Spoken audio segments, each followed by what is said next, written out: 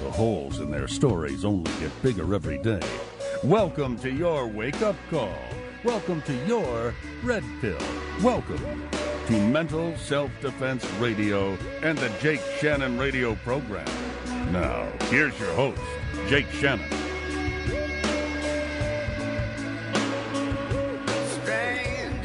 Thank you for tuning in. Welcome to Mental Self-Defense Radio. I am your host, Jake Shannon. This is where Utah gets its daily dose of liberty and logic. You can think of us as the Second Amendment for your mind.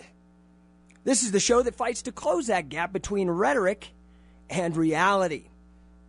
Now, follow my instructions closely. Write down our call-in number. You are going to need it. 801-254-5855.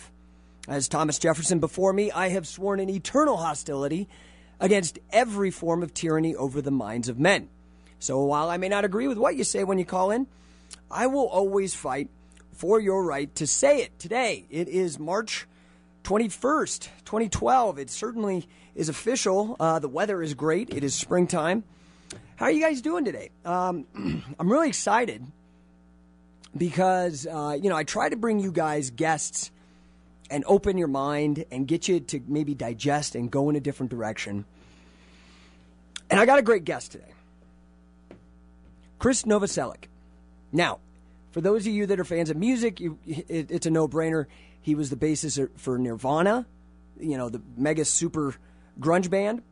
But I don't know how this guy is actually very interesting because no matter what age group I seem to be in, he moves into like becoming the top of the food chain for where my interests are. So I don't know how he does this, but Krist Novoselic is now the chairman of the board for FairVote.org. Now, I've brought this up several times. I've had some of the people here in Utah that are active with FairVote. Rob Latham, an attorney here. I've had William Poundstone, who wrote a really great book, and he actually almost every single one of his books are great, but in particular about this same concept about voting systems. Check out the book called Gaming the Vote. Well, Krist, this is actually fascinating, so I'm just going to bring him right in. Now, I want you guys to be patient.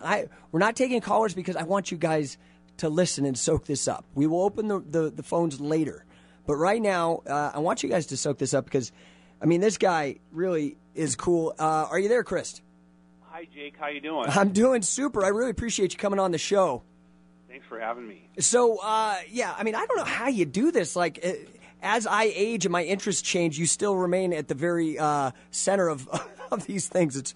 It's quite unusual. So, getting to that, I'm curious, what was your transformation to go from, where you were and your celebrity and all that kind of stuff, and then start moving towards this idea of what FairVote.org represents with looking at how our elections happen. What was the moment for you, that critical point? Well, if I were to make a conscious decision to be like a celebrity political activist, I would have picked a lot sexier issue than election reform.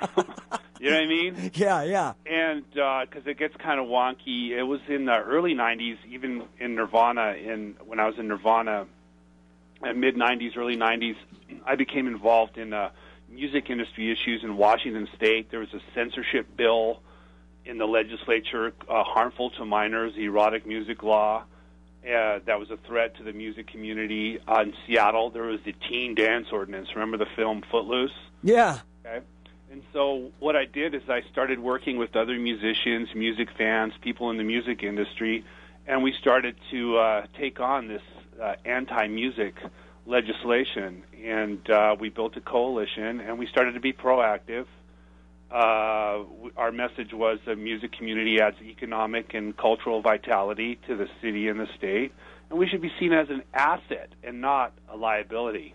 And so, we had meetings with lawmakers, state agencies, the media, and it took a while, but we turned things around. And so along the way, I never really had a formal education. Though I go to college now, I go to WSU online, but back then, I learned about my civic education through participation, and I had this revelation, like, hey, this is a democratic process. This is a pretty cool thing that if you engage it, if you have patience, you don't crusade, that you could eventually change things. But you nailed it, right? It's not sexy, because I try to tell somebody about, instant runoff voting or proportional representation, their eyes glaze over, right? Oh yeah, you took the words right out of my mouth. The 1,000-yard stare.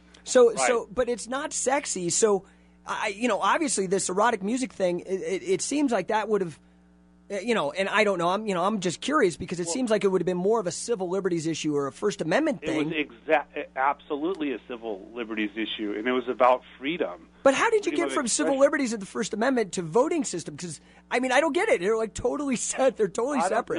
No, Jake. I think that they have a lot in common. When I worked with the music community, we had an association, okay? But even in the punk rock, when we were in Nirvana, we came out of this punk rock scene. Yeah. We were in the underground independent movement. We were young people associating. We had shared needs and values, and we were building our own structures outside of the corporate or state sphere. Yes. Okay? So that's association, and the right of association is derived from the First Amendment of the United States Constitution, okay?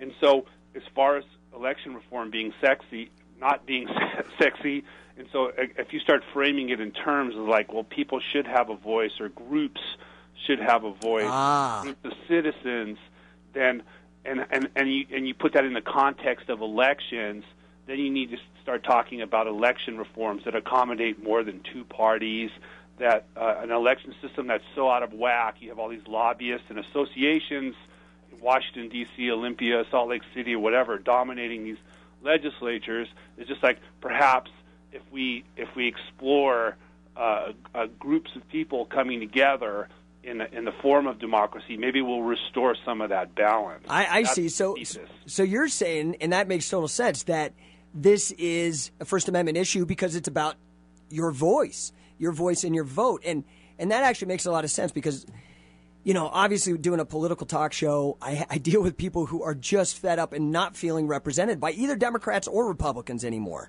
Right. And I'm an independent. Great. And in this state, the independents actually outnumber, like this is a very Republican state. And I'm hardcore libertarian. I'm the chair of the party here. But we're small. That doesn't really mean much.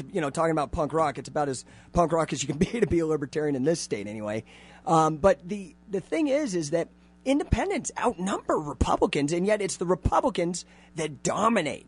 And there's a disconnect. And I find myself the hardest challenge, in your capacity now, obviously having this great amount of celebrity, but then also this particularly kind of nuanced cause.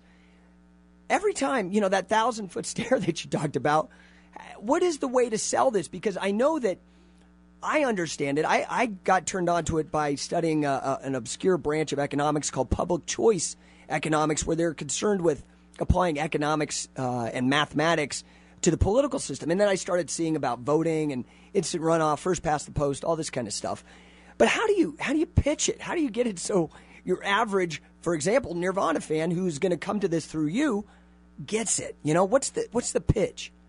The pitch is to give people as many choices as possible and trying to have an electoral system that speaks to the demands of the information age, okay? And so we have this two-party system. It's just not working anymore, okay? And so why isn't it working? Well, a political party, if you look at it in the terms I said earlier about an association and a voice, okay? The two major parties, I can't really point to the Utah Republican Party or Democratic Party because I have a limited knowledge, but from my observation of Washington State, the two major parties and the national parties, they're not a grassroots group. Right. They're a soft money conduit. Okay, it's a device where you can launder campaign contributions around individual contribution limits is what it is. It's a money machine. So meet the new boss. Meet the new boss, Jake. Yeah, exactly. This is a problem, is it's so manufactured. This is another point so dead on about, how it's corporate. Our elections are corporate. They're hiring like all these PR and ad agencies and losing that authenticity, like you said, that grassroots kind of thing. Oh, and they have associations. They have all kinds of trade associations, groups, lobbyists, and they're dominating the legislature. And so you said that you self-identify as an independent then, right? Right, absolutely. I used to be a Democrat, but I just got so disillusioned with it.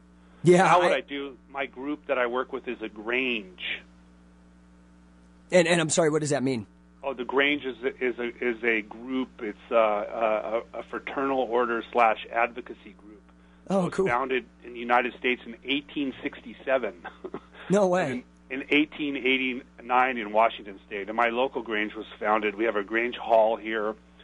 It was founded in 1902, my local Grunge. Wow. That's I really have a strong respect for fraternal orders because, before we got into this whole system where the, government kind of institutionalized poverty and that kind of thing, people were taken care of by fraternal organizations. They provided insurance. They provided welfare, and everybody pitched in, and it was this kind of, again, grassroots, totally connected locally, kind of cool. Now, another thing, too, is for take it for better or for worse, I'm going to be careful that I bring up this analogy, but even the party boss would, walk the ward and just, take care of people. Yeah. So... But go ahead, Jake. Well, so I'm curious, because you kind of mentioned about, we live in this electronic age, and how that mixes in with social media, and then these looking at these alternate methods for voting, because this way we have now forces us into this two-party system. This is what people don't understand. I mean, I'm the chair of a third party, and so for me, the biggest thing I would love to have is proportional representation. But what do you think of another organization out there kind of trying to tweak the system, this Americans Elect? Oh, okay. Have you followed them at all? Yeah. I don't know much about them. It's really exciting. It's basically they're getting on the ballot in all 50 states, is that they have the resources to get the signatures, to collect the signatures, and every state has its own requirements, and so they're going to be on the ballot, okay? And so what Americans Elect is doing is they're reforming presidential primaries, okay? So we just had caucuses here in Washington State, and the Republicans and the Democrats.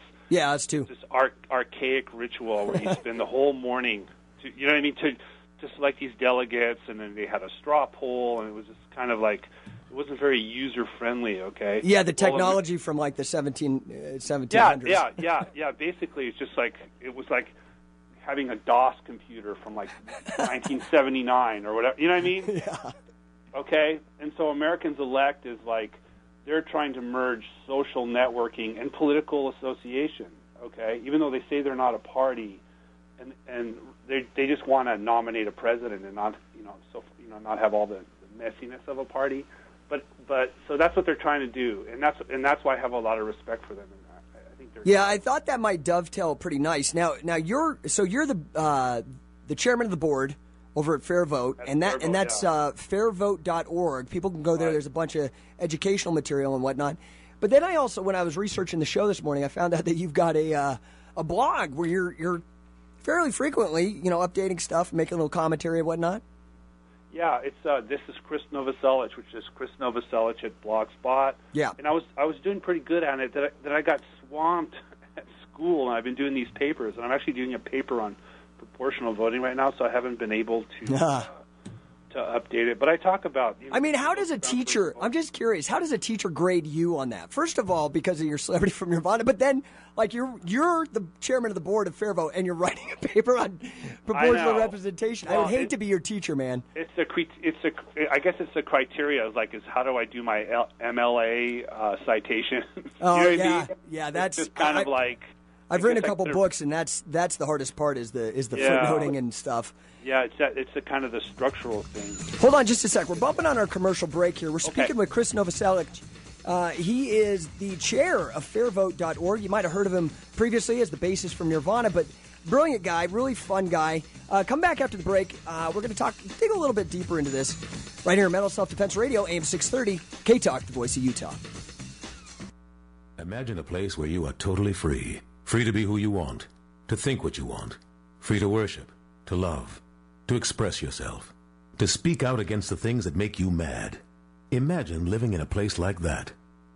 Oh, that's right. You do. America, it's a free country. And for over 200 years, it's been our job to make sure it stays that way. We're the men and women of the United States Navy. This is Larry Freese of the Freese Report. Every Thursday morning at 9 a.m., we will help you make the most of your money and invest in yourself this year. Come explore the world of finance and business and how today's politics affects your pocketbook. Join us to share your opinion and to learn from our local experts with advice on savings, taxes, legal issues, wealth building, and investment strategies. Please join me, Larry Freese, on the Freese Report every Thursday morning at 9 a.m. as we navigate our way through current issues and help you be resilient, invest in yourself, and create your own economy. Over 20 million Americans suffer from a life-threatening health risk known as obstructive sleep apnea. For people with OSA, snoring through a bad night's sleep can contribute to heart disease, high blood pressure, diabetes, stroke, sexual dysfunction, and shorten your lifespan by 8 to 10 years. You need Dr. Miles Preble, the OSA dentist. He's helped hundreds of folks like you or a loved one with this problem. Call 801-278-4787, 801-278-4787. Remember, when you laugh, the world laughs with you. Snore, and you sleep alone. The Voice of Utah. AM 630 K-Talk. K-Talk.com. Number one for the most live, local, two-way talk. Hello, I love you. Won't you tell me your name? Hello, I love you. Let me jump in your game. All right, guys, welcome back. Mental Self-Defense Radio. I am your host, Jake Shannon. Having fun today. We're talking, I got a great guest. Got Krist Novoselic. He is the chairman of the board for FairVote.org. You might have heard of his name before because he's the former bassist for Nirvana. So he was all over MTV and stuff in the 90s. Now, are you there still, Krist? Yeah, absolutely, Jake. Okay, so I'm also looking here when I was doing my homework. You've written a book. Oh, yeah. Yeah, of Grunge and Government, Let's Fix This Broken Democracy. That was on Akashic Books. That was published in 2004. And so a lot of the themes that we mentioned in our interview here, I'm still hitting on them, like association. I talk about fraternal groups, punk rock associations. And so maybe it sounds reforms. like kind of like voluntary associations, like that kind of thing is your kind of... Yeah, absolutely. Voluntary associations, right. And one of the things that I'm interested in is how, for the past 100 years, how states have implemented like nonpartisan primaries, like the open or nonpartisan ballots, partisan primaries, like the open primary. Now in Washington State and California, the Prefers Party, and there are these devices that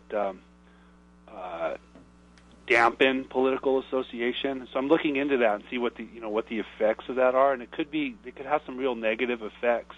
Basically, throwing things out of whack when you have where business groups or labor groups, they're allowed to have an association, but a group of citizens. Yeah, and so it ends up being kind of anybody who can concentrate power, and that could be on the left, the right, the state, whoever. It kind of puts the person who just doesn't want to get involved, puts them at a disadvantage. Yeah, I think so. And now, there's some good arguments to be made about the party bosses and the party machine, smoke-filled back room. But now we're in the information age, and social networking is exploding. I mean, have you heard of Facebook and Twitter? You know what I mean? And yeah, and again, it goes back to like Republicans and Democrats, and they still have these these archaic caucuses, or they have the state-sponsored nomination of like a primary ballot. And so that's where Americans elect is trailblazing, okay? Even if they don't elect somebody president or whatever their vote totals are in the end, that they've actually they're trailblazing, they're moving forward. And you don't necessarily have to have these backroom coronations with parties. Like there's going to be a presidential election in France here soon, and it's like a top two runoff system, right? Yep. But the French socialists, not your run-of-the-mill socialists, French socialists, okay? Okay. They had their own primary election, and they had millions of French. They had a huge turnout. And one day they had an election. They had like a firehouse primary, it's called, or an unassembled caucus, where a voter shows up, paid €1, okay, got a ballot, voted for their candidate, then split, okay? So no, like, caucus ritual, right? Okay? And then they counted the ballots, and there was no majority, so the top two had a runoff. And they did the same thing again 2 weeks later, and they got their one candidate who's going to be on the ballot. Okay? So there's some innovation there, and it's grassroots, and it's about people expressing themselves, voluntary association. Okay? The Liberal Party in British Columbia, which are the centrist kind of conservatives, yeah, okay, they had a primary for their party leadership, and because they have a parliamentary system, whoever's going to be the party leader is going to be the premier of the provincial legislature, okay? So they had an open system where it was on the internet, and they used ranked choice voting, right? Yeah. And they had it available in multiple languages because of the cultural diversity of, like, Vancouver and the province there, okay? And then they had a phone option for some folks who just aren't really comfortable with computers yet. You know what I mean? Yeah, but at least even the phone, you're creeping into at least the 20th century, if not the 21st century. Yeah, exactly. And I've done that. Like, I vote with, like, AFTRA. I'm a member of the American Federation of Television and Radio Actors. Yeah. I've voted in a union election over the phone, okay? So, I mean, the technology's there. So there need not be the smoke-filled back room and these party bosses. And then as a voter, if you're uncomfortable with the nomination procedure of a party, then don't vote. Vote for libertarians in Utah. Yeah. I mean, this is the thing.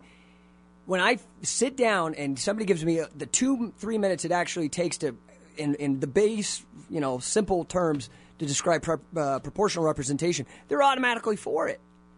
But the problem is there's no money behind it, because I don't think it would behoove the big corporations or whatever, right? It would they'd have to rejigger their whole system of buying lobbyists and buying politicians. Right. And so proportional representation is about shared representation and everyone having a voice, most everybody. So you'd have a majority and the minority, either a racial minority or a political minority in a district. So what it does is it takes the power out of the hands of some redistricting commission or legislative committee, takes the power out of their hands and puts it in the hands of the voters, okay? So people don't understand, many people don't understand proportional representation in the United States, or there's a lot of myths. No, it's not a parliamentary system. A parliamentary system is a form of government, okay? Like the United Kingdom, their parliament, they elect their ministers through single-member district plurality elections. First past the post, right? Yep. Okay? And that's a parliamentary system.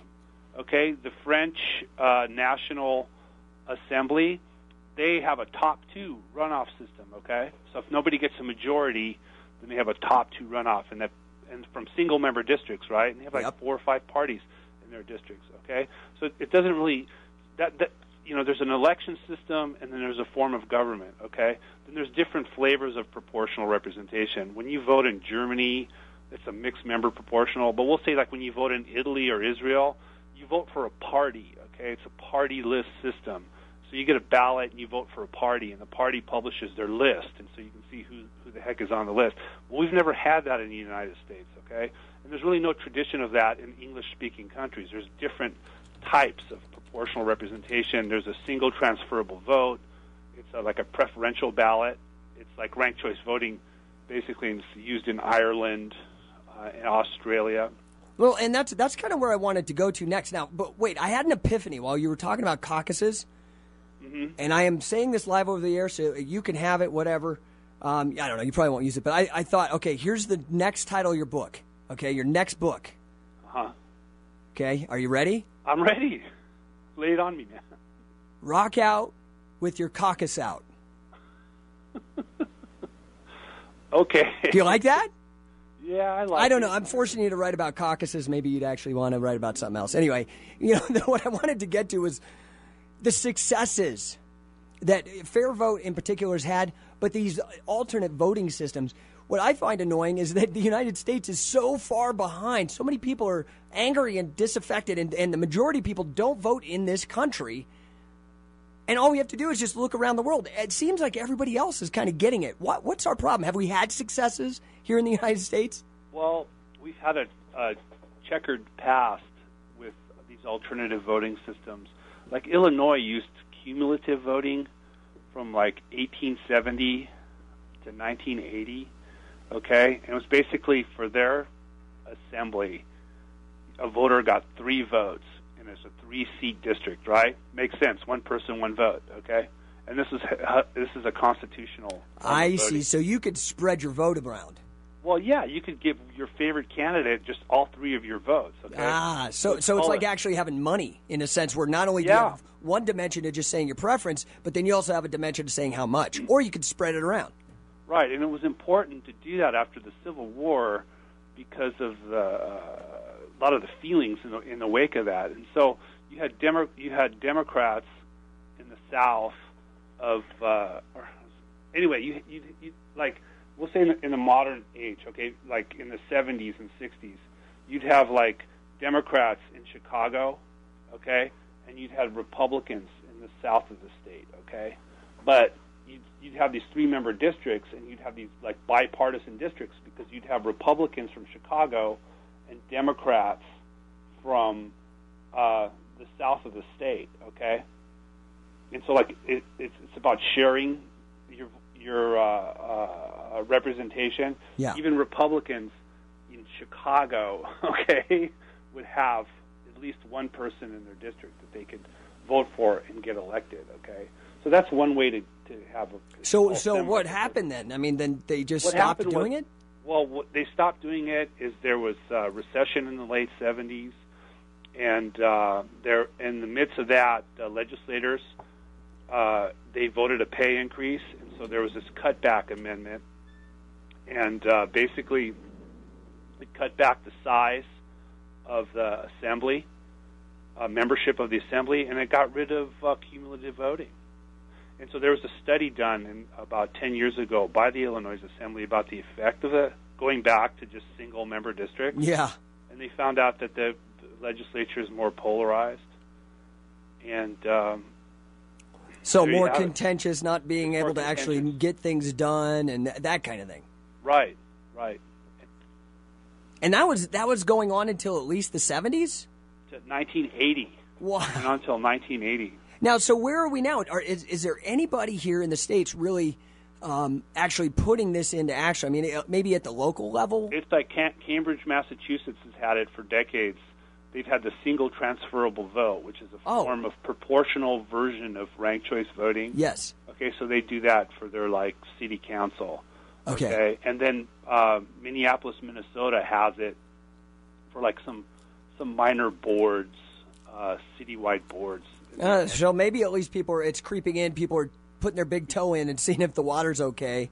Right. And then we've had since about 20, 30 years, the Voting Rights Act is where there's been issues with making a majority-minority district. So instead, they've implemented cumulative voting, like what I mentioned they had in Illinois. They've also implemented the limited vote, which is called, so basically, like in a 3-seat district, voters get 2 votes, okay? Yeah. So that has a proportional effect. So again, the majority and the minority get a voice, and which is really important because if there's been criticism of the majority-minority district where, like, it just assumes that a minority will be Democratic voters, and it's a gift to the Democratic Party, okay? And it assumes that, like, someone like Justice Thomas on the Supreme Court, like, he's going to vote for Al Sharpton. You know what I mean? Yeah. Or Jesse Jackson's. You know, I was just like, it just assumes that there's no diversity of thought in the African American community, and that isn't my criticism. Lonnie Guinier, she's an African American academic, and she has some good criticisms of the. So let me ask you this: people, this is a huge cause for me. So I've done a bunch of shows talking about FairVote.org, but if people actually want to instead of just getting involved at the level of telling their friends about it and that kind of what are the options available for people to get more involved like you have? I mean, you're neck deep in it now, but what can other people, if they're kind of getting turned on to this as a way to change? If you're not satisfied with your new maps, in your state or jurisdiction is look into these American forms of proportional representation. Man, you guys should get Dennis Kucinich to do an ad for you. I'm sure he's not too happy about redistricting. He's not too happy about it. And, he's really liberal, but it's like liberals, conservatives, mainstream folks. I mean, it's about doing what's right, So there's cumulative voting, there's the limited vote, and there's single transferable vote, which is a full-blown proportional representation. And these are legal in the United States of all the alternative voting systems. They're the ones that have been scrutinized by the courts. So you can do them. However, there could be constitutional barriers in your jurisdiction about how you go about it. But again, it's about educating yourself. And but are you guys are you a nonprofit, or do you accept donations or we're we're a nonprofit. And absolutely, you can go to fairvote.org and donate. And what about state chapters or local chapters? Are you setting up that kind of grassroots system? Well, it was the gentleman. There's a FairVote Utah. And, yes. Rob Latham. He's Rob Latham.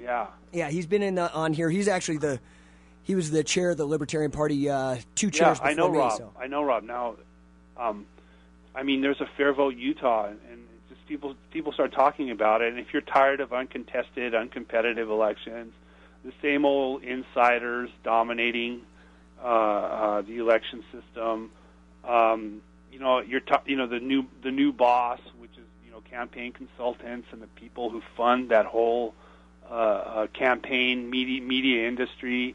I think it's time to go back to the basics and look at association, and if people come together in groups again, and it doesn't necessarily have to be you could be a nonpartisan group or bipartisan group. You just coalesce around this issue of election reform.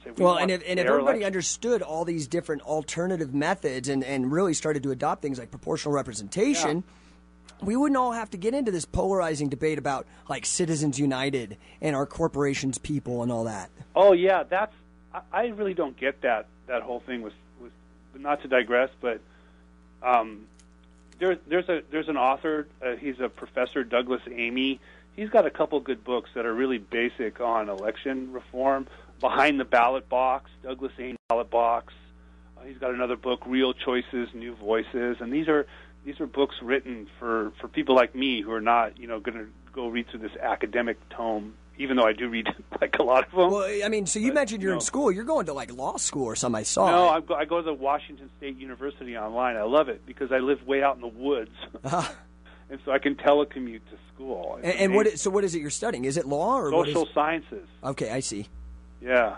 Good. Well, that sounds appropriate. Now, we're bumping up on our break here. I know you're a very busy man. I'm just thrilled that you spent some time with us today. If you want to stay, totally cool. If not, totally cool. I just love the fact that a guy as like yourself is just cares and is still. Do you want to go to the top of the hour? Let's do it. Okay, cool. Love it, man. Let's circle back then. So, guys, please tell your friends, listen right now, okay? And use whatever you got to do, but we want to get people turned on to this idea that you don't have to be disaffected. You can have a voice in a vote.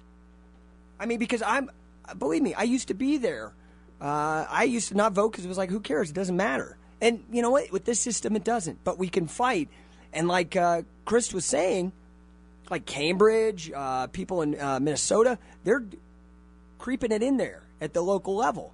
And that just means the next step might be some state might adopt it.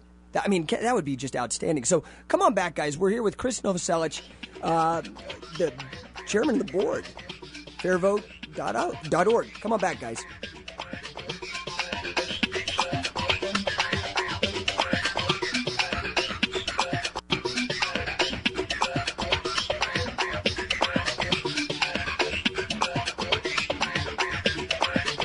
Celebrate your craving for the very best seafood at Summer Hayes Halibut and Chips, 4870 South Highland Drive. Daily specials for $6.95, like grilled lobster sandwich, crab cake or haddock with chowder, shrimp Louis salad, and more. Tuesdays, get 2 grilled fish tacos with fries or salad and a drink for $5.95. Fish Fridays, 3-piece halibut and chips, just $12.50. And now enjoy all-you-can-eat fish and chips every Saturday for just $11.50. Homemade smoothies, creme brulee, and the all-new deep-fried banana split. Summer Haze halibut and chips, 4870 South Highland Drive. At Price's Guaranteed Doors, home of the Lifetime Maintenance Program, our founder, Jack Price, said, if it's worth having, it's worth taking care of. In honor of Jack, Price's Doors will lube and adjust your garage door for only $39. Now, everybody can afford to have the best maintained door in their neighborhood. If you need to replace your door, Jack says we can replace it with a 16x7 white raised panel, fully insulated garage door for only $599. Or maybe you need a new front door. How about a new fiberglass insulated 6-panel, new frame, new threshold, new trim, inside and out, completely installed for only $399. We service the Wasatch Front to St. George. Make your garage door work like new again for only $39. Call 975-7575. That's 975-7575. Prices Guaranteed Doors, home of the Lifetime Maintenance Program. The voice of Utah. AM 630 K-Talk. K-Talk.com. Number 1 for the most live, local, two-way talk. You say goodbye, I say hello. Hello, hello. All right, guys, we are back. Mental Self-Defense Radio. I am Jake Shannon. We're on the line. We've got Krist Novoselic. He is the former bassist. That's probably how you know him. But I think the work that he's doing with FairVote is really, really cool. I mean, so many guys could just sit back and just check out and do their thing. And it sounds like, Krist, you're doing that a little bit if you're out in the woods. But you're staying involved, and you're really doing some great stuff. So kudos to you for doing that. What do you make of Citizens United, especially from your perspective with regards to changing the voting systems? Well, it's unfortunate what the effects were of lifting those speech restrictions. Is we have this phenomenon of the super PAC, and you have these individuals who are basically able to float a campaign. Like one person can get behind a candidate and make them viable in a media market. I mean, dumping $25 million behind Gingrich or whoever, and that doesn't seem very democratic. But I think a lot of that, in the wake of the Citizens United ruling, is a failure of the of Congress, because they haven't amended the disclosure rules. Okay, in Washington State, we used to have rules where they were basically smoke screens. Groups and individuals could give money to independent expenditures because there's individual campaign limits, but to independent expenditures, and it could be like Citizens for a Happy and Beautiful Tomorrow, paid for by Washington's Future Coalition or whatever. Right, it was kind of just phony, but the same thing anyway. Phony, right, and it's just same old. And then you look, it's the same old groups in Olympia, the same old insiders who dominate. Okay, so the legislature changed that, and so now electioneering, like a flyer or a radio or TV ad, they have to mention the top 5 donors, name, city, and occupation. So there's a Disclose Act in the Congress right now, and it needs to be passed, and it's basically, it would reveal the name of the donors, the individual donors themselves on the electioneering ads. Yeah, I mean, this is the problem, is kind of transparency, right? Because it's just so hard to, because it's kind of common knowledge, right? Follow the money, and that kind of tells you a lot. But they've set up barriers, and they don't want you to know sometimes where things are going from. Like the Tea Party. I think it started out grassroots and real, and then the Koch brothers came in and did this AstroTurf job. They tried to create this fake grassroots thing. Yeah. And unfortunately, it kind of cracked, and people. But I think in the age of the internet, you can't get away with that anymore. I think before, it certainly was.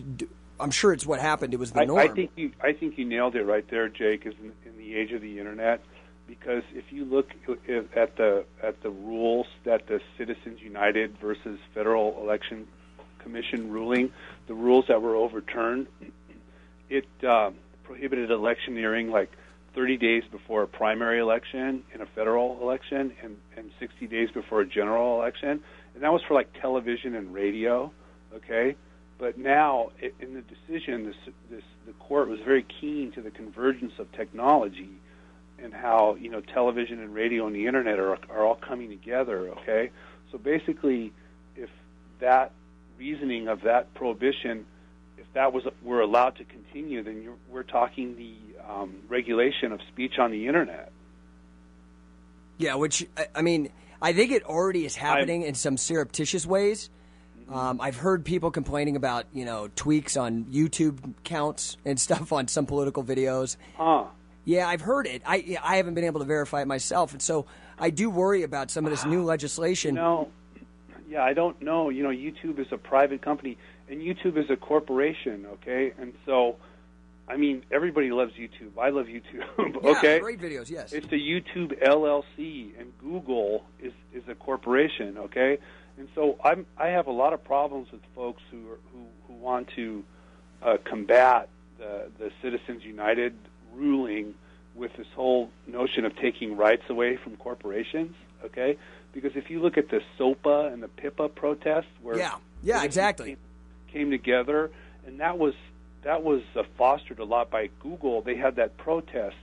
They put that black censorship over their logo on their search engine. Yeah. Okay, so if corporations don't have rights, then Google wouldn't have the right to speak out on their behalf, and I find that really problematic. And so if you look underneath the surface, well, then I've gotten into debates with people about this, and they'll say, well, it's just for-profit corporations. And I'm like, aha, there you go, because it could be a lot of the people are motivated by it's a backdoor attack on free enterprise. That's the way I see it. Well, and you look at somebody else when you mentioned the little censorship bar. And pardon me, I got this nasty cough, and my wife just gave birth about a week and a half ago, so I'm not getting Congratulations on the birth, not on the cough soap. Yeah, thanks. It's been playing heck with me, not getting any sleep and having this cough, and then a radio show on top of that. But my point is this: it's like you mentioned that black bar on Google, and that reminded me the other group that did that really stands out in my mind was Wikipedia. But what is Wikipedia? Wikipedia is what you were talking about. It's like a total voluntary gig, and everybody just contributes, and it's totally awesome. Yeah, I even sent $50. I contributed $50, and I contribute on Wikipedia too. Yeah, to their cause. I mean, see, and that's I don't understand why people are so freaked out by this idea of voluntary associations and fraternal organizations and things like that, where there's just no coercion. Nobody's forcing anybody to do anything. Right. You don't have to go on YouTube, but it's so compelling because there's so much free, cool material. Yep. To watch.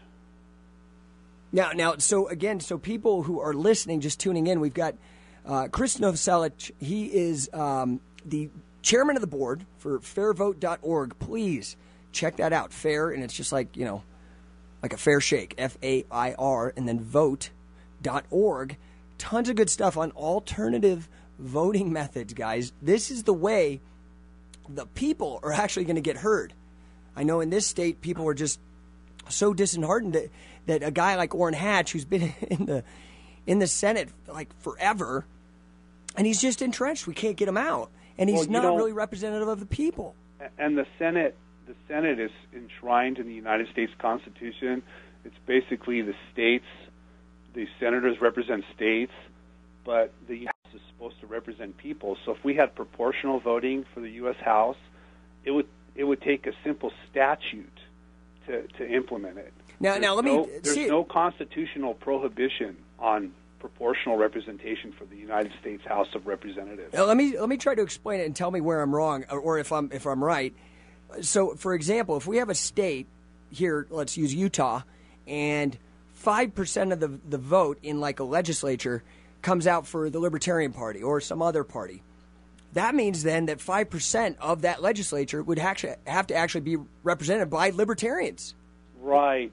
And that, like, if you go to a pure proportional voting system like they have in Israel or like Italy, okay, you'd have that scenario. But American versions of proportional voting are more conservative. The thresholds for election are a lot higher. Like and you'd need to have there'd likely be a 4-member district or a 3-member district or 5-member district. So that means a 20% threshold, 25% threshold. So like it takes like a percent or just a 2, 3, 4% to get elected in some of these countries. That's not the case for the United States. It's a lot more conservative, and American forms of proportional representation are candidate-based. Okay, they're not a party system like they have in these Euro voting. The American system is distinct, but again, there's 3 systems that have been upheld by the courts in our countries: the limited vote, cumulative voting, and the single transferable vote. Those are the forms of proportional representation. And they're all kind of detailed more if people go to fairvote.org, right? Yeah, they go to fairvote.org. The first two, like the limited vote and cumulative voting, and I know we're getting to the top of the hour, they're like a semi-proportional voting system. Okay, so you get some of the dynamics of plurality voting mixed in with proportional. It's kind of like halfway. But single transferable vote, it's called choice voting, STV, that is more proportional with the vote transfers, and it's sophisticated.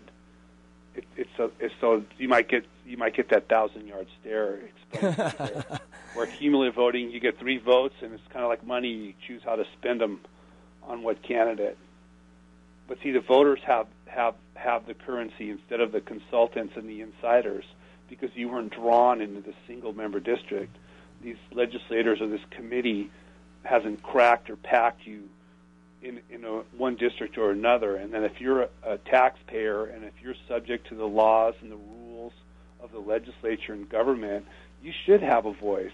And even if you're in the minority, you should have a voice. And like we back up to like what the threshold, it doesn't mean that if you get 1% of the vote, you should get in the legislature. It's okay to put the brakes on things a little bit. We realize that at FairVote, and it's kind of reasonable. But then again, those kind of like those breaks or checks and balances, those are inherent to American democracy, and that's why American proportional representation that mirrors those features. Well, and we were talking about YouTube earlier, and there's actually and earlier than that we were talking about how to turn people on to these ideas. I know there's a couple good YouTube clips out there too that kind of break it down, and it helps to have like a little visual graphic type of thing to show how it all adds up. There's one on the from Minnesota Public Radio called Ranked Choice Voting with Fractions, and it basically they do this.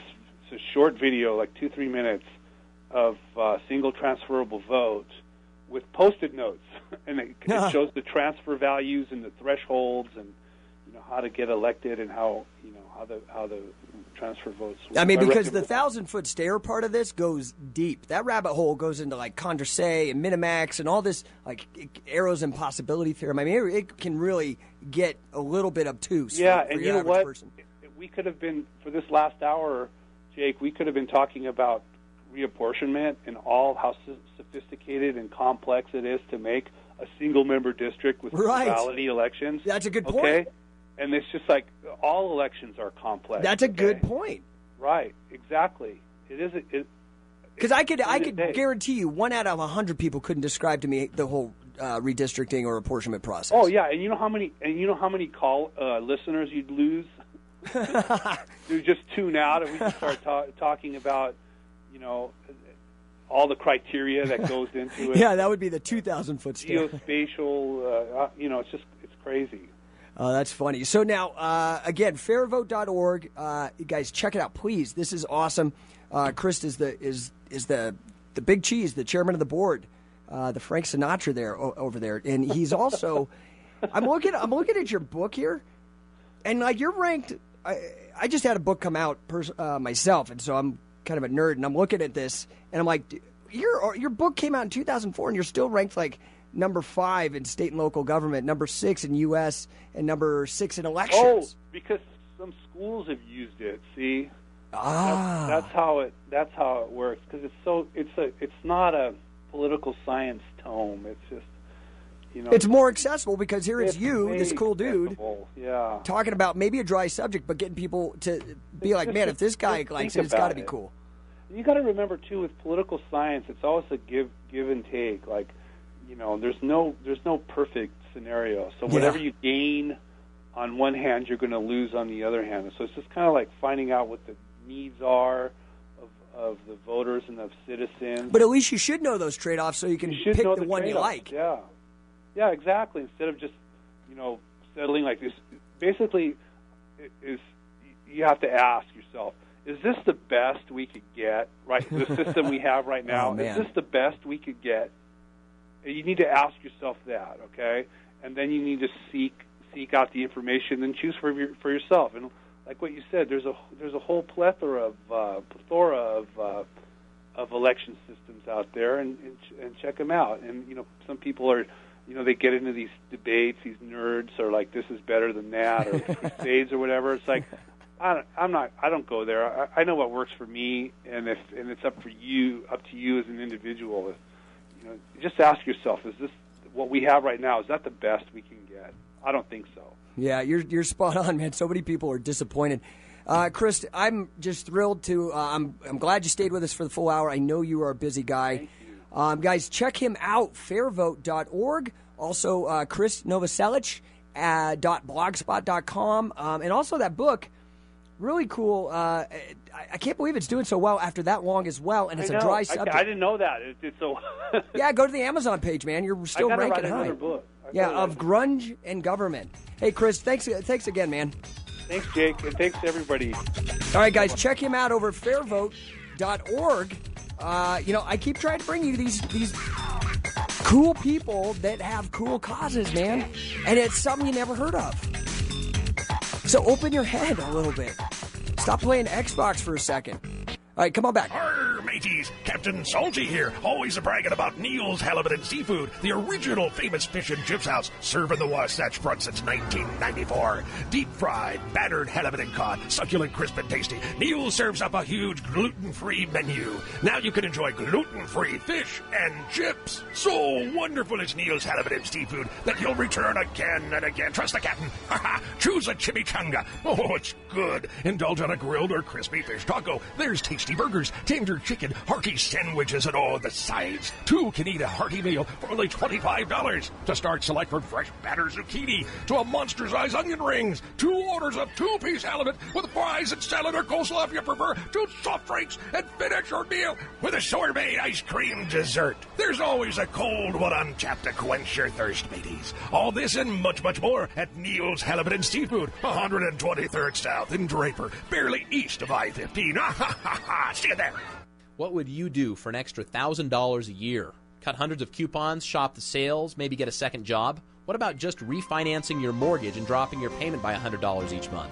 I'm Alan Blood, president of Capital Financial Group Mortgage Services and the host of When Wall Street Meets Main Street, the Friday Real Estate Edition. On our show, we talk about how to make the money you put into real estate work for you. I've helped hundreds of Utah families put their money to work and reduce their monthly payments by taking advantage of the current near record low interest rates.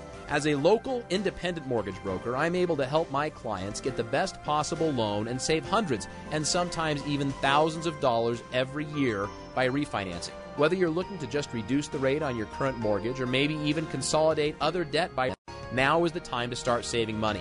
Call me, Alan Blood, at 801-298-5887 to find out how much you can save. That's 801-298-5887. Isn't it time you started saving money? Call me today to find out how much refinancing can save your family at 801-298-5887. NMLS number 3146. You're listening to Utah's first #1 talk station. K-Talk, AM 630, KTKK, Sandy, Salt Lake City. The whole truth and nothing but the truth.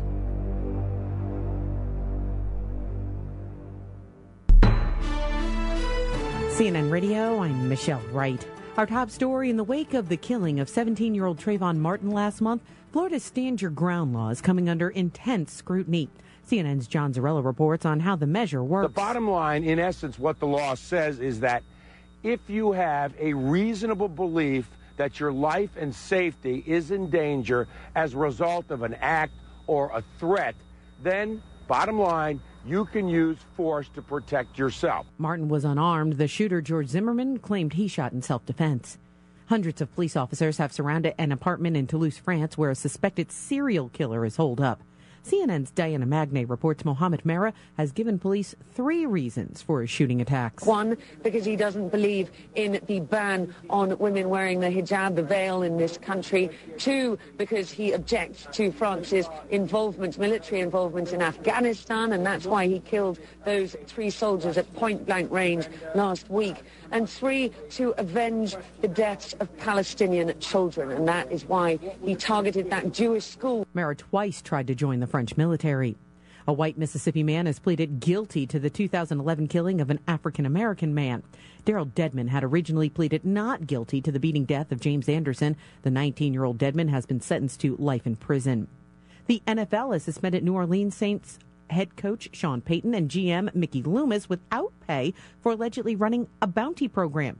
Jim Trotter with Sports Illustrated says why this could be a unique situation. I think you would have a much tougher time going after other teams because, to be quite frank, I'm not sure other teams or other players would be dumb enough to put it in writing. The team will also have to pay a $500,000 fine. And speaking of football, the New York Jets confirming today they've acquired Tim Tebow from the Denver Broncos.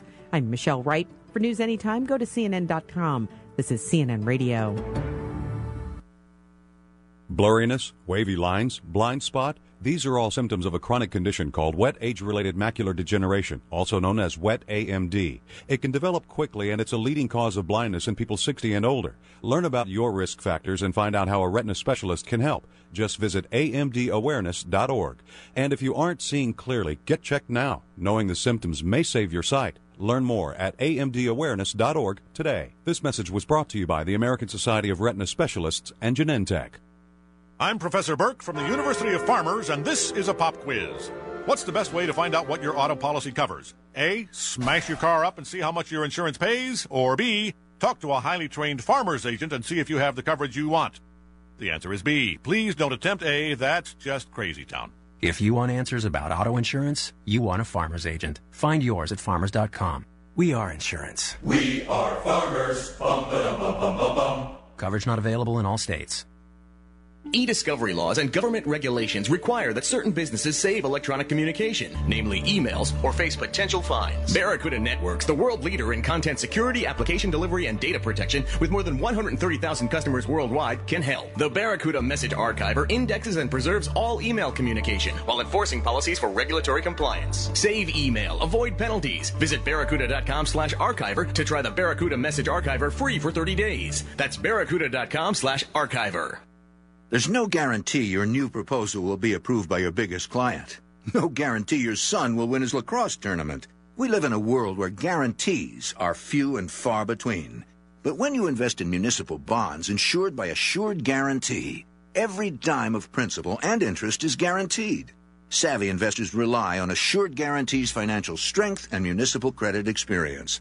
For insured municipal bonds, talk to your financial advisor or visit thinkassuredguarantee.com. For the very best seafood at Summer Hayes Halibut and Chips, 4870 South Highland Drive. Daily specials for $6.95, like grilled lobster sandwich, crab cake or haddock with chowder, shrimp Louis salad, and more. Tuesdays, get 2 grilled fish tacos with fries or salad and a drink for $5.95. Fish Fridays, 3-piece halibut and chips, just $12.50. And now enjoy all-you-can-eat fish and chips every Saturday for just $11.50. Homemade smoothies, creme brulee, and the all-new deep-fried banana split. Summer Hayes Halibut and Chips, 4870 South Highland Drive.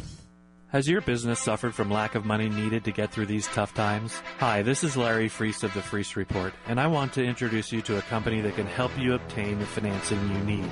The company is Tame the Spider. Visit TameTheSpider.com, where you will see we have, after nearly 25 years of banking and business experience, selected funding sources that can provide a line of credit, refinancing of existing debt with cash out, money for equipment and machinery purchases, SBA loans, and capital to purchase commercial real estate. Go to TameTheSpider.com and fill out the request form or give us a call at 801-885-0748. That's TameTheSpider.com or 801-885-0748. 801-885-0748 for all of your capital needs. That's TameTheSpider.com or 801-885-0748. See you Thursday morning at 9 a.m. on the Freese Report. Come on. love my good. Exposing politics as pro wrestling. Welcome to Mental Self-Defense Radio and the Jake Shannon radio program. Now, here's your host, Jake Shannon. 5 to 1, baby. 1 and 5. All right, guys, welcome back. Mental Self-Defense Radio. I am Jake Shannon. Man, my voice is just acting squirrely on me, so if it gets crazy and I sound like a teenager, I apologize. Having a newborn, and then my son has been getting earaches, and it's just like, man, no sleep around the Shannon family household lately. And on top of that, I am my hypnosis. I'm a hypnotherapist, counselor, hypnotherapist, and the business is just going through the roof right now with a promotion I ran. And so I am constantly talking. So in addition to having a cold, no sleep, and constantly talking, my voice is a little squirrely. So please, I appreciate you for your patience as my voice hopefully recovers sometime soon. And if it gets squirrely and sounds like a teenager again, I'm not. You can make fun of me. It's fine. I'm okay. I've got enough of an ego where I can laugh at a joke. So a fun last hour, guys. If you're just tuning in, you missed it, but you can go k-talk.com, go to the archives there. Obviously, k-talk.com, show hosts, find my name. I think maybe there's an archives link on the front page. But find my name, go there in about half hour. Something like that. Half hour after the show, we should have the link up. We had Krist Novoselic with us. Really, really interesting guy. You probably know him most as the bassist from the 90s huge, mega, super, change the whole culture band Nirvana. You know, you hear those that famous bass line from Come As You Are or whatever, you instantly know the band.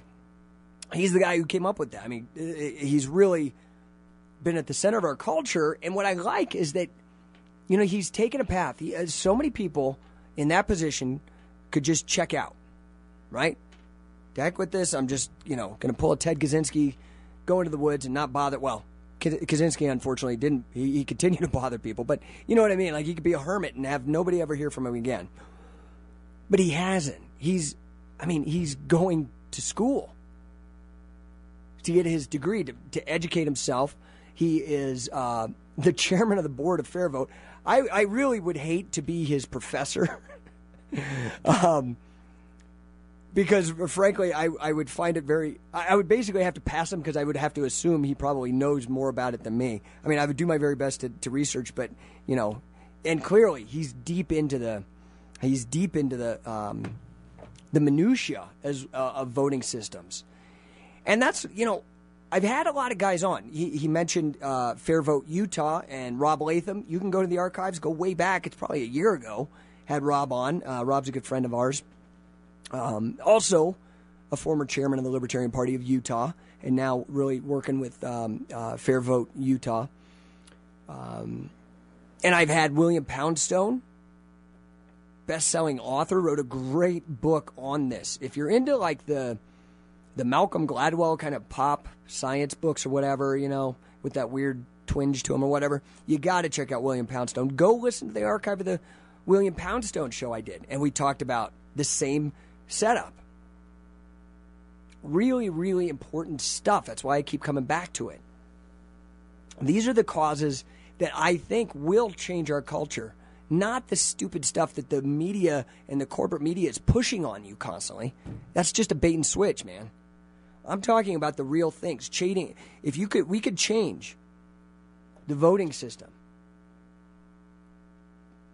It would change things incredibly to go to like instant runoff voting or any of these like ranked voting methods and proportional methods, semi-proportional methods for voting with bodies like legislatures, or when it's a single winner like a presidential race, you could do a ranked voting system. IRV is what it's called. You could go to YouTube and type in IRV. You'll get a bunch of videos. It really is something that could change things and make your vote matter for once. Let me give you an example. So some of these, they call it single transferable vote. Sometimes, these... I'm going to give you a nutshell sample of what could happen. let's say we had a vote, and it was a presidential vote, and it's the GOP, okay, which I wouldn't touch with a 10-foot there, because a lot of the listeners care about the GOP still. I'm not sure why, but anyway, so we've got Romney, Santorum, Paul, and Gingrich. When you went to go vote for these guys, you wouldn't just cast your vote for who you thought, and the guy with the most votes wins. That's called first past the post voting, and there are serious problems. When mathematicians run the numbers in simulations and looking at the theory, what ends up happening is that you end up with what we have. This lame two-party system where neither party really represents anybody, that they kind of rush to the middle to get the most votes, and so they are indistinguishable from each other. But instead, with a system where you could do ranked voting. So you could say, number 1, I want Ron Paul. Number 2, I want Romney. Number 3, I want Gingrich. Number 4, I want Santorum.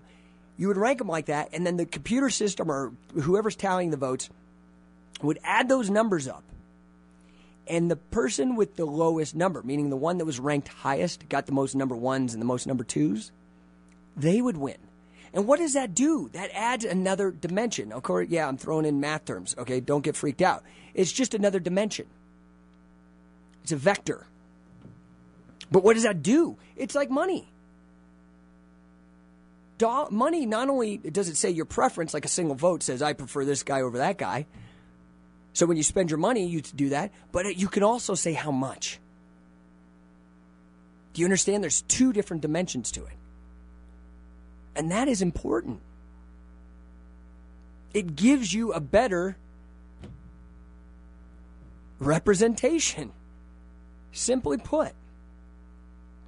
It really is fascinating stuff. And this is the kind of stuff, again, like not only FairVote.org, but Americans Elect, third parties. Again, I'm partial to the Libertarian Party, but any third party. More choice, guys. And he made a really great point that I never thought of. Sometimes people say, oh, this is so confusing. But the current system we have is confusing, if not more confusing. And gives us crappier outcomes.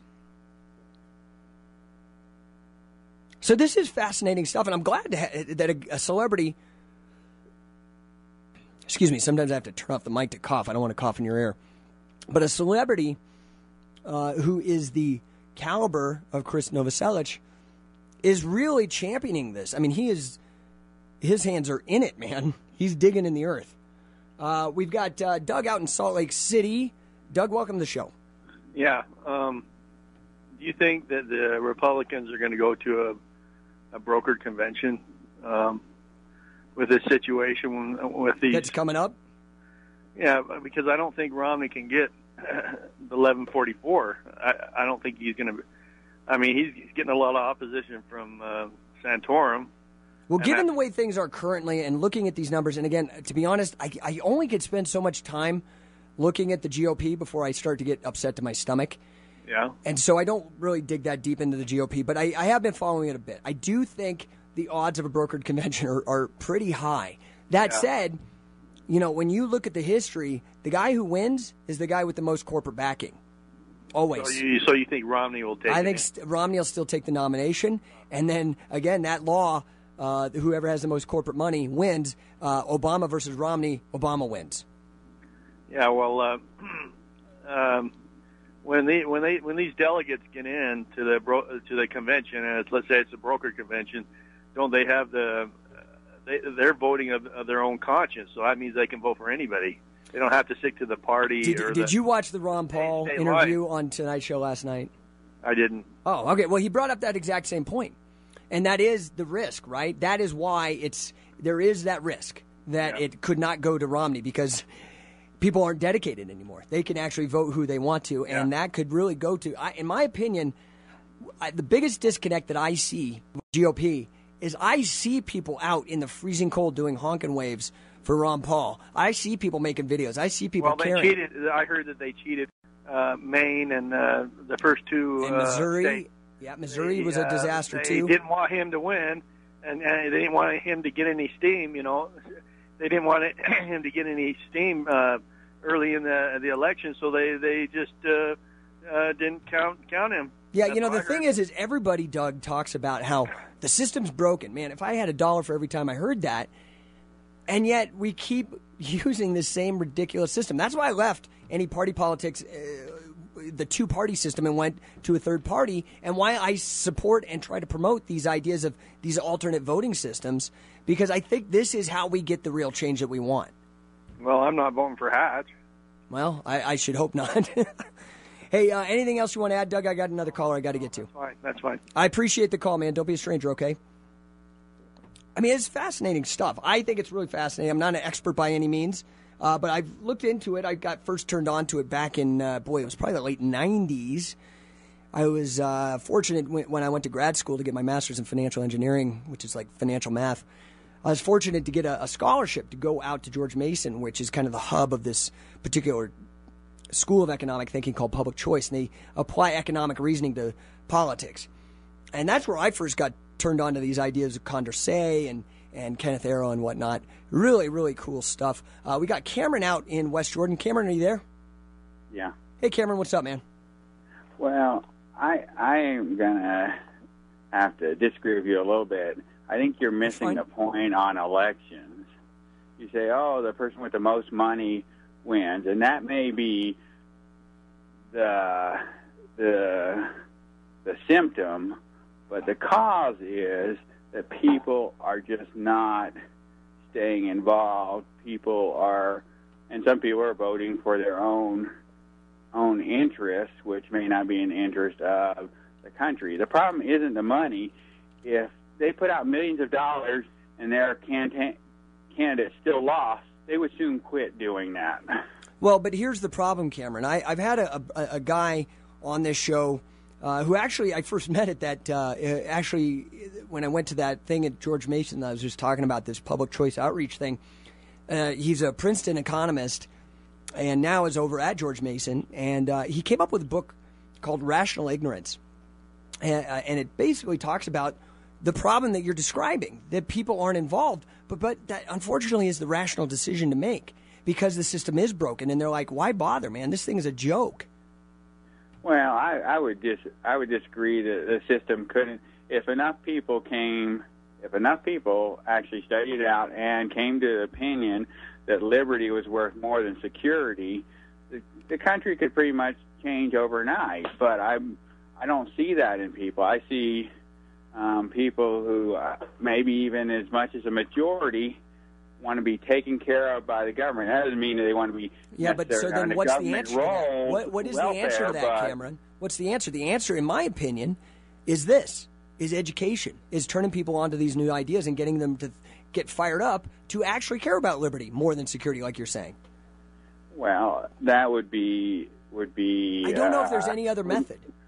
I would say that it may be too far along for this generation because people tend to only react to their severity, and unless people start starving in the streets, they're going to be all, sitting back and. Well, I do think there's two reasons why I've seen more involvement in the political system than maybe since like the 60s or whatever. One is what you're describing. I think people are getting hurt in the pocketbook and things like the Federal Reserve and the taxes and the constant wars. People are sick of that, and so they're getting involved. The other is the Internet, and that's a point Krist made, and I think that's a very good point, that we have now this incredible way to communicate, and people are getting vocalized. It's going to be very interesting next, century. Well, I think the Internet helps, but I think that that people are too complacent, and I don't know if you can change certain people. And Might as well I try. look around. I talk to my Hey, Cameron, we're bumping family, our commercial break. I don't want to cut you off mid-thought. I appreciate the call. If you want to hang on, that's cool, but we got to take this break. Mental Self-Defense Radio.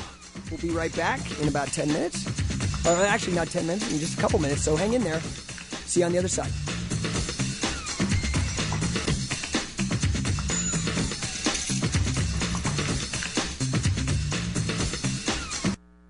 Hi, I'm Kate, And I'm Keen, and we're the hosts of Faces and Places of Utah. If you are interested in having your business spotlighted on Faces and Places of Utah, call 801-834-3380. Again, that's 801-834-3380. And tune in Monday, Tuesday, Wednesday, 9 a.m. to 10 a.m. on AM 630 K-Talk. Live, local, two-way talk, or online at k-talk.com.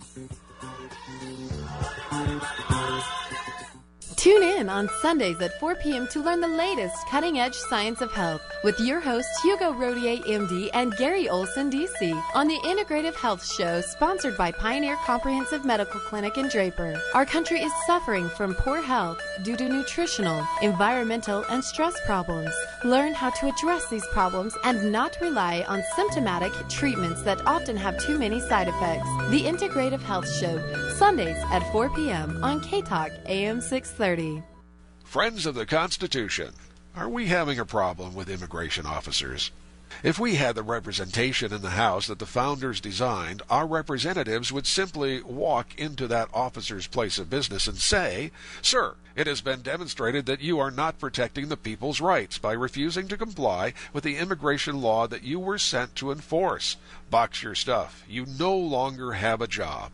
That is the power of the House. And if the action passes the people's representatives in the Senate, neither the federal courts nor the President of the United States has the power to effect the action. Remember, this is the people's government, not the President's.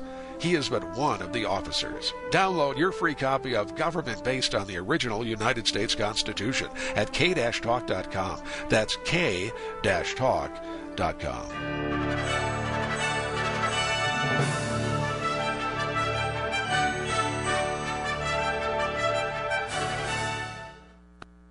The voice of Utah. AM 630 K-Talk. K-Talk.com. Number one for the most live, local, two-way talk.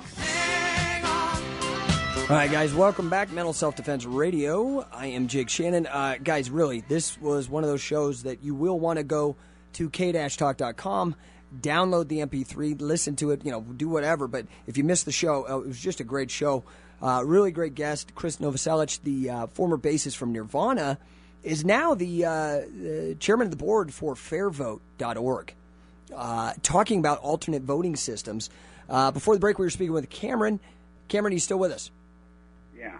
So. Well, I just want to say, to make it more concise, is I think the main problem would be if you want to determine education, if you want to determine use some other term, maybe liberty deficit or whatever. But I think that if you change the voting system to anything you're talking about today, I think the end result will be the same if people's votes can be bought by a stupid commercial. Well, and there if is they're that. not willing to look into it. Yeah, nothing is perfect, and this is why I think education, getting people tuned into the fine points, is ultimately going to be the main thing. But putting in systems like this where you actually have a better choice. This is why markets aren't. You don't buy and sell things with votes because it's totally inefficient. It's lame. This is what Kenneth Arrow won the Nobel Prize for, about intransivity of voting. Whereas with money, not only can you express a preference of one over the other by buying it, but then you could also have a second dimension and say by how much. And that's what these systems would allow us to do. So people who are pro-liberty should be very much into this because they tend to be pro-market.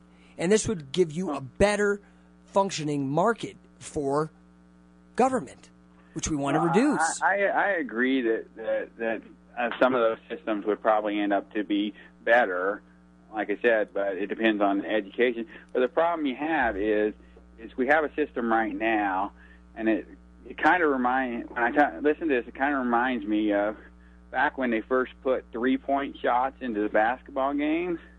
There was a bunch of people running out and going, three-point shots, they're so cheap. I can't believe it, they shouldn't allow that, blah, blah, blah. But you had to work within the system before you could change it. So if they were just going to say, well, I'll tell you what, whenever we shoot out beyond the three-point, we're just going to count it as two. Hey, so Cameron, let me ask you a question using a sporting metaphor. Do you follow? Somewhat. So you heard about this Tebow trade or whatever? I guess Denver. The joke I heard going around the internet. I just been itching to get this out. I don't even care about sports, but I thought this was funny. Denver, in order to win a Super Bowl, had to sacrifice a virgin. Well, but I'm just saying that you have to play by the rules that are there now. So, and I mean, I know you're a libertarian, and if I thought libertarians should win, I would probably be one. Yeah. But Well, are you going to vote for Ron Paul? Hey, are you voting for Ron Paul? Well, if I were to be a delegate at the convention and it were to be allowed to vote for whoever you wanted to, but he's not, even if he doesn't win, would you vote? Wait, would you vote for him even if he's not going to win? What do you mean? Let's say you get to be a delegate. Let's run this thought experiment. You're there and you get to vote for him, and the odds are still against him. You just don't vote for him because he's unlikely to win. I mean, that's just really bad logic, dude. Is if you were a delegate from, say, Utah, and you This went is a back yes to the or no national question, convention, you wouldn't be allowed to. It would be against the rules. I know, it's a thought experiment. I'm making some assumptions. The assumption is that you're allowed to and that well, you're I there. would. And yet, let's also add there that he's unlikely to win. But do you still vote for him? Oh, so what? You vote for the... Yeah, I mean... I so would why not under vote those- for the Libertarian Party? It's the same reasoning, dude. Oh, gotcha, Cameron. Hey, I got to cut you anyway. Hold on, Hey, really quick. Okay, closing. What? In the past, it wouldn't work right now. This year, 33,000 people showed up to the Salt Lake Republican caucuses. Yeah. If 10 years ago, all the libertarians had just decided, well, the Republican Party's there, let's move over to that. 10 years ago, in Salt Lake, you had about 7,000 people show up. They would have been able to take over the party. That strategy's worked out so well for Ron Paul that he's in fourth place. Look, dude, that's not the way to do it. What I say to you is this. I say this. I have two words for you. Willie Marshall, the first elected libertarian mayor in the country, was elected here in Bigwater, a generally polygamous town, and he's an openly gay man. So, you know what? There goes anything that you could ever say about being an underdog, not being able to get it. I mean, I don't know what to tell you, but hey, I got to run. I got another caller. I appreciate always the conversation, Cameron. We've got Dave out in West Valley. Hey, Dave. Hey, how's it going today, Tim? Yeah, Tim was about 2 hours ago, buddy. This is Jake. Oh, sorry, Jake. I knew that. That's all right, man. I'll make sure to get you some coffee or an espresso or something. I listen to more than Tim because this is the way it is. Cause when you're in the car or whatever, sure, I understand. But hey, I would definitely. I've been a person. Geez, I don't think I've voted for a winner in the White House for the last 20 some odd years. Because Good for you. Because I do vote. I do vote for a Constitution. I do vote for people that will hold up those values. You vote for your conscience. And Ron Paul, of course, I would write him in.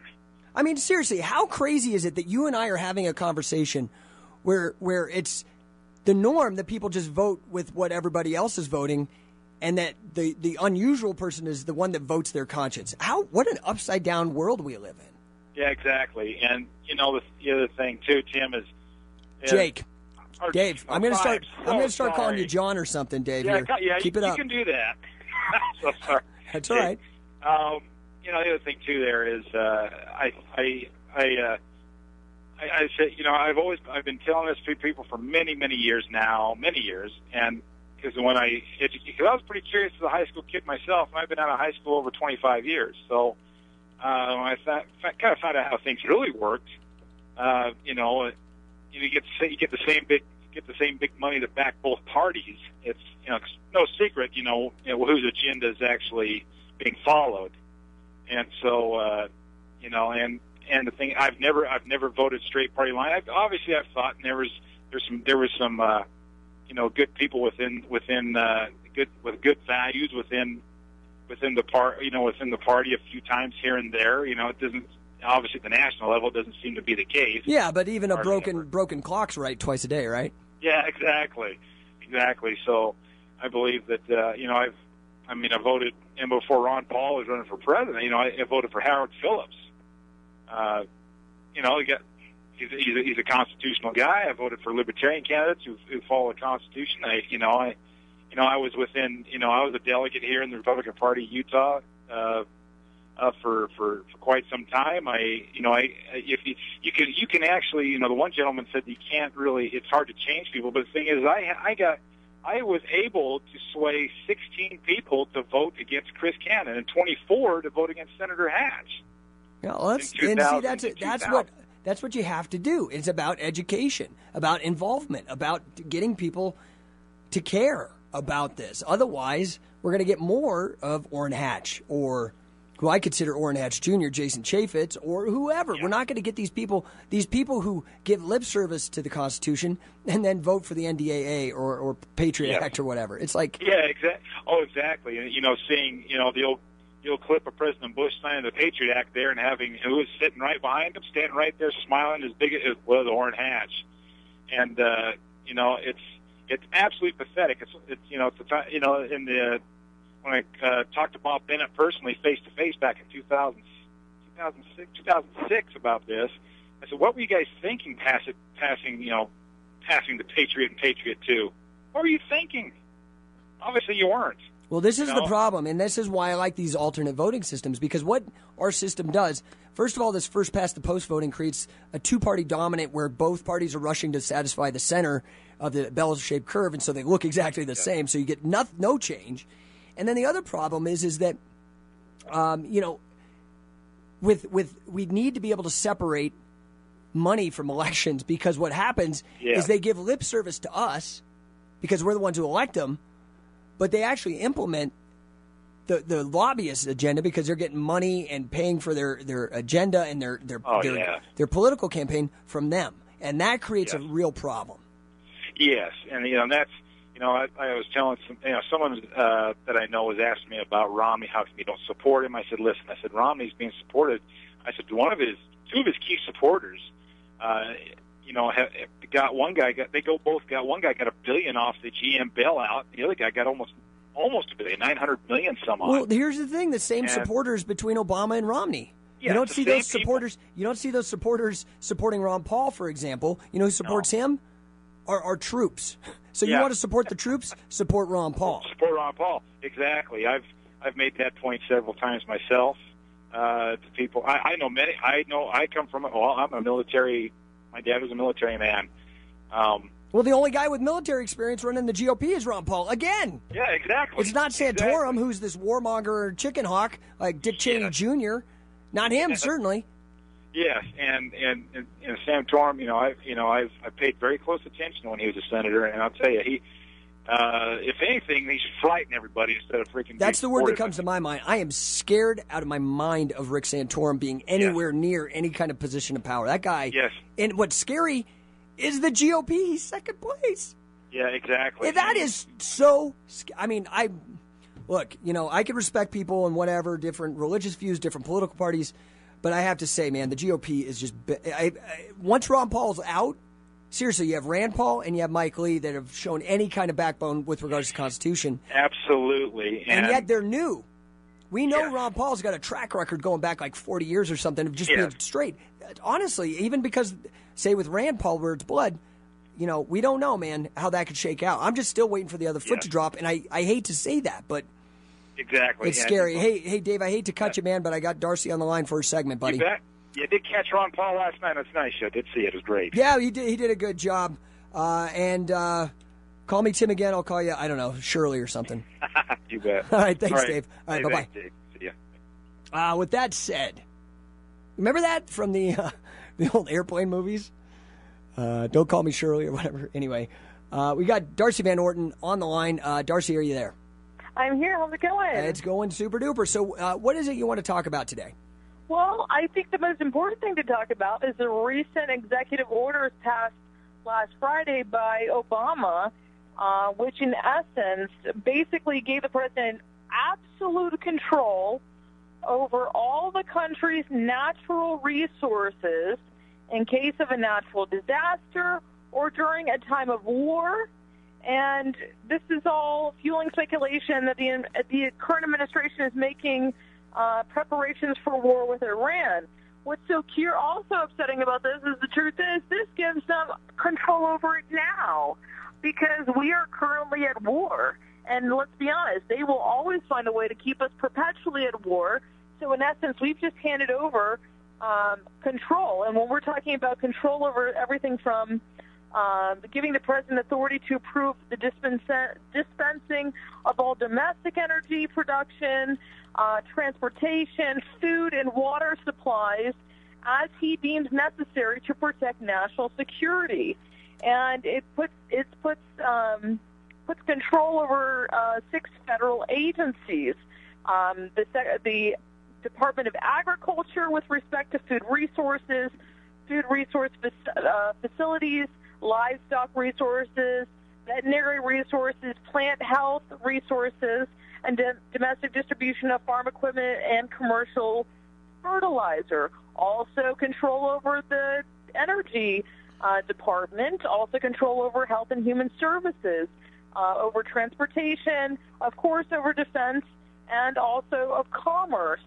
And so this is very, very dangerous. Once again, you have him operating without check and balance through executive order, which is a total violation and mocks, America as in accordance with the Constitution. The reason why is that they put check and balances in place so no one branch has total control and authority. Yeah, and that is the problem with executive orders. We were talking about this. We touched on it briefly on Monday because this was so shocking, and it always seems that these really awful bills, I don't know when people are going to get it, but it seems like the key word to look for when something's bad is when national defense is in the title.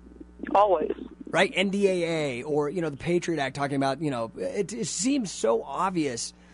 But you're right, it's scary because it makes it like a peacetime martial law where Obama or heaven for him gets the reins of power. Anybody who gets there could totally have command and control over the entire economy, essentially. Well, absolutely, and they can, and of course, the language is meant to be ambiguous, and basically your government. That means that they can just run on, they can just go ahead and violate property rights, and if you're running a farm, they can say, in the interest of national security, we are taking control of your farm. If you happen to own, a reservoir of water, all of this, we are taking control over water in the interest of national security. This totally violates the Constitution, and there is no reason why we should ever hand over and allow our government to violate our constitutional rights, because you give them an inch, they will absolutely take a mile, and they will, in the essence, at the end of the day, they will shred the Constitution, and will have no rights. Yeah, it's really funny because these executive orders are sneaky. The weird thing is according to the Constitution, a law is passed by legislators. Correct. Not by executive order.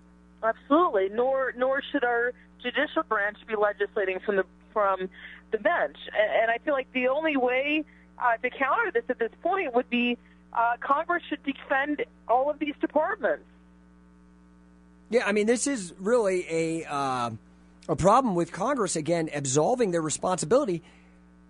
I mean, they have to be given congressional approval, period. If it's going to be the law of the land in the federal sense, that's just how it goes.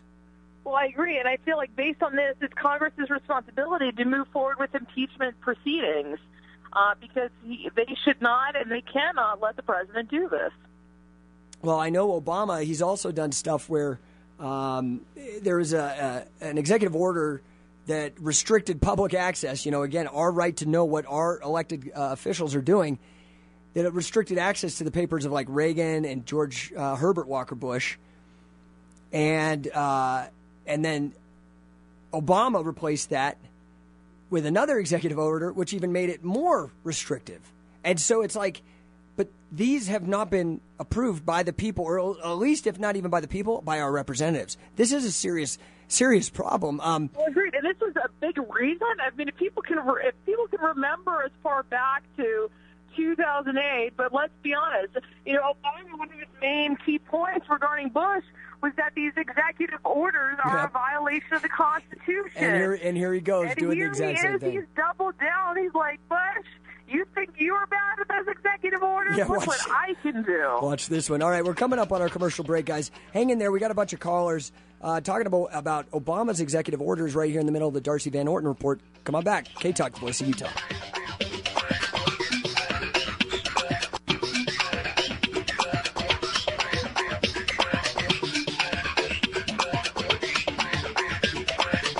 If you have been diagnosed with obstructive sleep apnea and are wearing a CPAP mask, are you among the 75% of CPAP users who cannot tolerate it? Does it make you feel strapped down, interrupt your sleep, causing tooth-related problems? Does it make you feel claustrophobic and you unconsciously remove it during the night?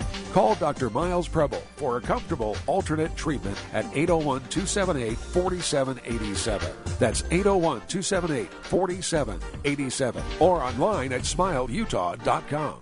Now, Mr. and Mrs. Sir Galahad, what seems to be the problem? Ever since he rescued me from the dragon, we've been drifting apart. Now, this isn't a fairy tale. Mr. Sir Galahad, maybe if you started by just holding Mrs. Sir Galahad's hand. Really? Yes, try it. Careful, little oil. Marriage. You're never too far apart when you're still holding hands. From your neighbors, the Church of Jesus Christ of Latter-day Saints. For more tips on strengthening your marriage, visit family.mormon.org. Meet Jerry D. Hi. Jerry and his family, like you, are very concerned about world conditions and have gathered many emergency preparedness items, including Turtle Tough shelters. We have added 2 24-foot turtle tufts to our supplies and feel very secure knowing our large family is ready for whatever the future may bring. Turtle Tough shelters are not tents. They are permanent yet portable 4-season geodesic frame shelters that are as strong as a cabin at a fraction of the cost and are easy to set up, take down, and move anywhere. Available in 2 sizes. Get your Turtle Tough shelter and accessories included at TurtleToughShelters.com. That's Turtle, TUFF Shelters.com. Or call 801-623-3288. That's 801-623-3288. Or see them online at TurtleToughShelters.com. Turtle Tough Shelters, your all-season home away from home. The voice of Utah. AM 630 K-Talk. K-Talk.com. Number 1 for the most live, local, two-way talk.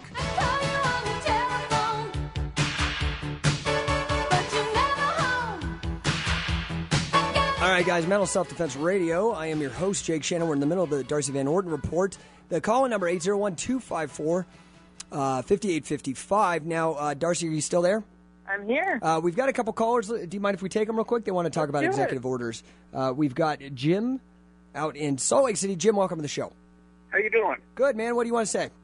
Hey, one thing I got to say is the president can't do anything without congressional approval, okay? Because there's vetoes and different stuff like that. So, Jim, why does he? Why is it happening?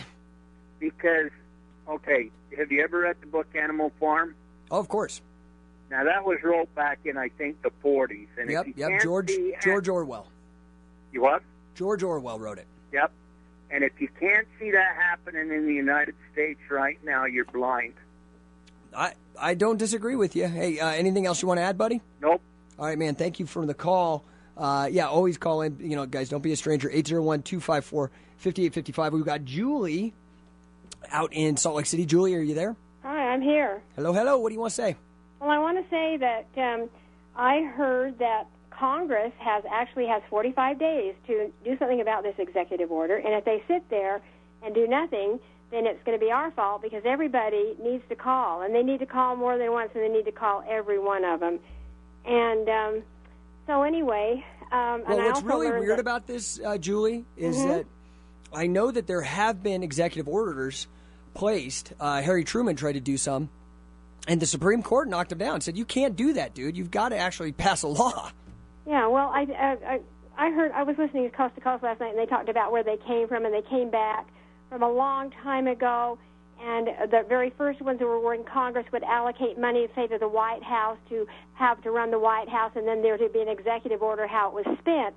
And then you had it coming up on into the 50s with these kind of preparedness acts, but they were for wartime, and I guess John F. Kennedy wouldn't sign one. And then they started to come back again, and now we have this one, which is worse than anything because it's in wartime or peacetime, and it literally is everything, including water.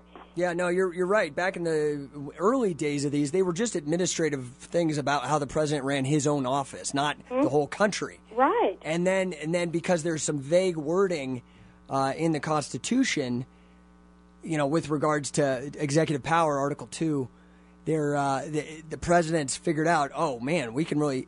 I think it was more probably the military-industrial complex, companies like Rand and whatnot that got involved behind that and said, "Hey, Harry Truman, guess what? You can do some crazy stuff. Let's try it." Yeah, now look where we've come. Yeah. Hey, anything else you want to add? We got a bunch of callers on this one. This is a hot topic. I just wanted to quote Barry Goldwater, who said, "I would remind you that extremism in the defense of liberty is a virtue, and let me remind you that also that moderation in the pursuit of justice is a vice." Amen, sister. Yep. Thanks for calling in. Okay, bye-bye. Yeah, I mean, I think this is kind of a hot button for people, Darcy, Well, because this is a backdoor to tyranny. I would hope it's a hot button, because I'll be honest with you, we actually had an overpour of people calling and coming out of our Obamacare, and in my mind, I can't believe that NDAA passes without a whimper, and we barely have any reaction to these executive orders. Why do they spend all weekend, talking about, the latest thing, all these other, all this other garbage out there? There's so much noise, and yet this is such a big deal. And my other question is if in fact Congress has 40 days to respond, how is it that they do respond to this? What can they do to kind of put a kibosh on it? Excuse me. Yeah, I don't know about that 40 days thing. I don't know that that's accurate, because my question is everybody, they gave Bush a very hard time about his executive orders. What was ever done to stop them? Yeah, I don't know about that. I've never seen anything. It could be, it could not be. I really can't say. So maybe one of our callers. We've got a couple other guys here. We've got Mike calling in. Hey, Mike, welcome to the show. How you doing? Good, man. What do you want to say? I just wanted you to know, Monday when I heard about this executive order, I called all my senators, all the congressmen. They have, I believe it's 90 days that you can take an executive order if Congress comes together and overturns. Oh, so the feedback you're getting when you actually call up the legislators is that it's actually 90 days, and we can. Well, if we get people fired up enough that our representatives can stop it. The funny thing about it is I had one of the congressional aides tell me that that's what she thought it was, too. But the others didn't know. That's the crazy thing is our legislative people back there don't even understand executive orders. But it's the blind leading the blind, literally. But the people in Utah need to call. If you really feel strongly about it, get on the phone, call all of your representatives. And I called. Matheson isn't my representative anymore up in the Heber Valley, but I still called everyone: Bishop, Chaffetz, Hatch, and Lee. I called every one of them and told them that they need to do something. That I asked them to call me back. None of them have called me back yet. And that was on Monday, huh? That was Monday. So if people really want to do something, get on the phone and demand Congress do something. It's Congress, I believe, that it is that has to overturn, because they are the ones that make law. So Congress is the ones that need to overturn this. But we can overturn. I don't think there's been any executive orders yet that have been overturned, because I don't think anybody gets up in arms. But this one, we better. It's really scary. Active. So, hey, Mike, I'm going to ask you to do me a favor. If you do call them back to follow up and be like, hey, man, what's going on? I never got an answer. Let us know. Would you do that? I will do that. All right, I appreciate it, buddy. I will. So please, everybody, just get on the phone and call your representatives and all representatives and put their feet to the fire, and let's stop this craziness. I mean, it's up to the American people. We got to quit relying on somebody else, and let's take a stand and do something. So. All right, man. Thanks for the call, buddy. You betcha. All right. Have a good day. Yeah, you too. I mean, so maybe there is something to it. We're getting all kinds of different reports, either 45 days, 90 days, and some of these congressional aides don't even know. Well, I guess my concern is have they ever been overturned? And if they have not, why is that? I mean, is it basically that we have both the Dems and Republicans, of course, are colluding because they want all this crap to pass? I mean, because we have situations where, sometimes obviously we have a situation where now the Republicans control the Congress, but the Dems control the Senate. But we've had other situations where, the president versus, the president might be a Democrat versus the Republicans control both houses. And so my question is how and when have they ever been overturned? I mean, as I'm reading online, I'm coming to see that they're saying executive orders are legally binding orders given by the president, acting as the head of the executive branch, to the federal administrative agencies. Executive orders are generally used to direct federal agencies and officials in the execution of congressionally established laws or policies. And so right there, that's a problem because there has been no law, in fact, enacted by Congress that he's executing. And so... so what I'm seeing here online as well is that the only one I could see that was overturned was this Harry Truman executive order where the Supreme Court turned it over. And actually, I guess there's all kinds of scary things that have actually already happened because of these executive orders. Bill Clinton's Kosovo War in 1999 was done with executive order, and without, I guess because of that, there was a war powers resolution passed where Congress had to pass a resolution for these things to happen now. I was just going to say the War Powers Act to me is a perfect example of an executive order because... Here's a scary one, though. Here's one that I think is actually very fitting. Okay. Executive Order 9066 was issued by Franklin Roosevelt, and it basically delegated military authority to remove any or all people in a military zone. And what that effectively led to was the Japanese internment camps that we had here in the United States. Sounds like we're in that same boat again. Absolutely, and this is extremely dangerous. But it definitely, it sounds to me like I'd really like to see how the Congress have ever combated any of these executive orders. It almost sounds like to me that if anything's happened, it's come from the judicial branch. Yeah. So that's definitely something we've got to look further into. Now, hold on. I got Harv out in Weber. Hey, Harv, welcome to the show. Hey, pal. Hey, I just got to watch this catch a fire again on apartheid, and this is the first time that I put myself in the position of the people that are basically prisoners in their own land. And it wasn't until I saw that the NDAA and this new executive order really hit home and scared me to death. You know, Obama's like watching one of your sister's brat kids.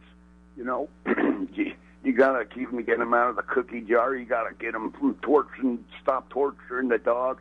They leave that stuff out there. It's a never-ending thing, and it begins with the parents or the Congress. Yeah, it's an interesting metaphor, and it goes back not just to Obama. Bush was talking about torturing the dog. He was torturing humans. Yeah, that's what I'm saying. And who are these guys? Are they bought off? Are they lazy? Look, I respect getting bought off. I respect it. I don't respect stupid. So I don't want to hear anybody on K-Talk say, these guys, what's wrong with them? Are they stupid? No, they're not stupid. They're sellouts. Well, but see, that's the weasel way out, though, Harv, is that we say, oh, it was unintended consequences. We didn't mean, or we were just following orders. We didn't think. That's because most of the people out here are good and decent people. But that's how the bad guys get away with it. That's how they get away with it, because the good and decent people say, well, it's because almost no one's been to war. Almost no one's killed anybody. Almost no one's been shot.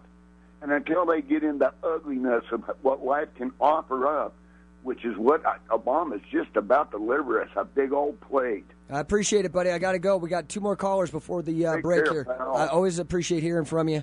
We've got Rob, Mystery Rob. I don't have a city for you. Hey, Rob, what's going on? What do you want to say? We only have a few minutes. Jakey, you better take some vitamin C.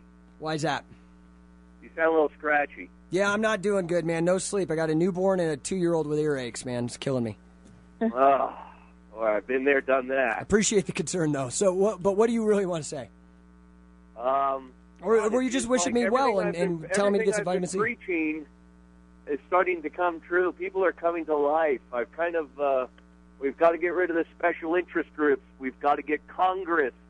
Vote out the incumbents all the way down to your mayor. Clean house.